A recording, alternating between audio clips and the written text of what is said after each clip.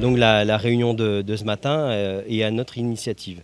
C'est-à-dire que nous, délégués CGT, on a demandé un entretien à la DGT de façon à pouvoir justement expliquer la spécificité du chantier et surtout la spécificité de la réparation navale. Non, c'est d'abord un départ anticipé à la pré-retraite amiante, qui est, pour moi, à mon sens, amplement mérité dans des métiers comme ça. Parce que c'est vrai que ça permet aux gens de partir souvent à l'âge de 50, 52 ans, 53 ans, mais c'est pas un luxe, ça, c'est une reconnaissance. Parce que souvent, malheureusement, dans ce genre de pénibilité-là, c'est pas des trous musculaires qu'on a, c'est une vie tout simplement énormément raccourcie. Donc voilà, je tenais aussi à signaler que c'est pas un luxe que de faire ça.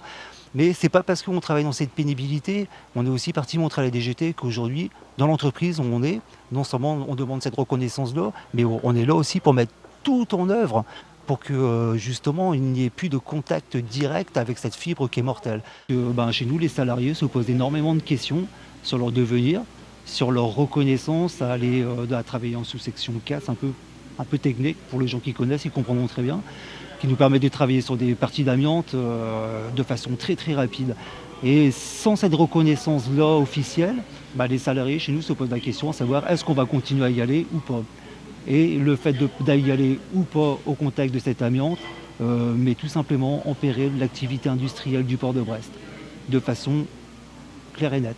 C'est-à-dire que si on perd cette reconnaissance officielle un jour ou l'autre, je pense que l'entreprise lui restera même pas une année de vie devant elle, parce qu'on travaille sur des bateaux qui viennent de l'international, et la concurrence étant ce qu'elle est, on travaille que sur des délais de temps très très courts.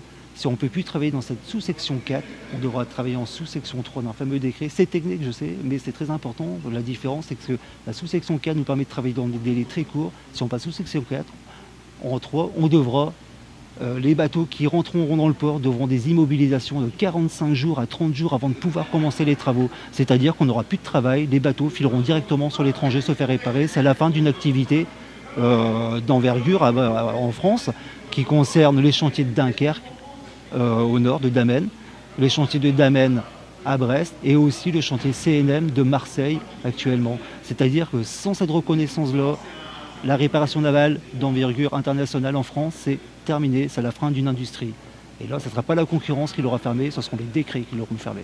On a fait appel donc du coup à la médecine du travail, l'inspection du travail, la CARSAT, qui nous ont fait des courriers comme quoi il n'y avait pas de problème, on pouvait bénéficier du dispositif ACATA. Et on a eu un courrier aussi de la direction, comme quoi elle était derrière notre représentation syndicale pour amener le dossier pareil à la DGT. Donc il va nous falloir un peu de temps pour avoir l'appréciation finale de la réunion de ce matin. Mais par contre, je pense que ce qu'on a expliqué a été très bien entendu et très bien compris. Donc on est satisfait de l'entretien qu'on a eu ce matin.